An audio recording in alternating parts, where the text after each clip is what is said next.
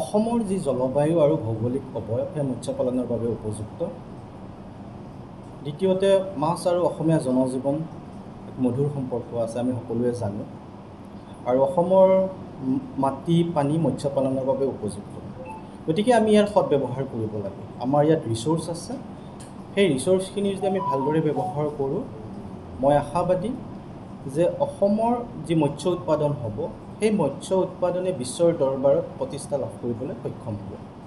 তাৰ বাবে আমাৰ যি সম্ভাৱনীয়তা আছে, সেই সম্ভাৱনীয়তাখিনিৰ বাবে কিন্তু আমাক কেইটামান বস্তুৰ প্ৰয়োজন হ'ব। প্ৰথম আমাক সাহস লাগিব কামখিনি কৰাৰ বাবে, সুপৰিকল্পিতভাৱে আমি আগবাঢ়িব লাগিব, আৰু আমাক ধৈৰ্যৰ প্ৰয়োজন হ'ব। গতিকে এইখিনি লৈ যদি আমি ভালদৰে আগবাঢ়োঁ, নিশ্চয় আমি মৎস্য উৎপাদন আমি কৰিব পাৰিম।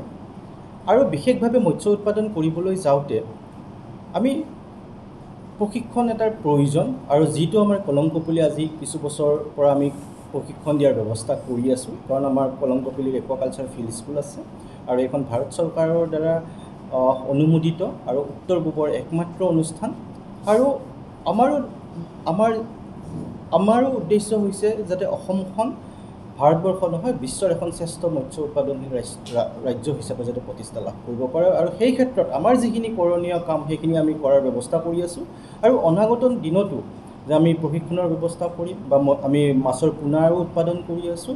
আৰু এই যিখিনি জ্ঞান, এই জ্ঞানখিনি আমাৰ অসমীয়া মানুহখিনিক দিয়াৰ বাবে আমি প্ৰতিজ্ঞাবদ্ধ। মাত্ৰ আমি তেওঁলোক আগবাঢ়ি আহিব লাগে, আৰু সুপৰিকল্পিতভাৱে যদি আমি আগবাঢ়োঁ, যেনেধৰণে আমি ফিচাৰী ভেলু চেইন মানে মই ক'ব বিচাৰিছোঁ যে আমি সকলো মানুহ মাছ উৎপাদনৰ লগত জড়িত হ'লে নহ'ব। কিছু সংখ্যক আমি পোনা উৎপাদনৰ লগত জড়িত হ'ব লাগিব, কিছু সংখ্যকে মাছ উৎপাদনৰ লগত জড়িত হ'ব লাগিব, আৰু কিছু সংখ্যকে আমাৰ এই বিক্ৰীৰ লগত জড়িত হ'ব লাগিব। আৰু তেনেদৰে যদি আমি আগবাঢ়োঁ, আমি আৰ্থিকভাৱে লাভান্বিত হোৱাৰ উপৰিও মৎস্য পালনৰ জৰিয়তে আমি স্বাৱলম্বী হ'ব পাৰিম।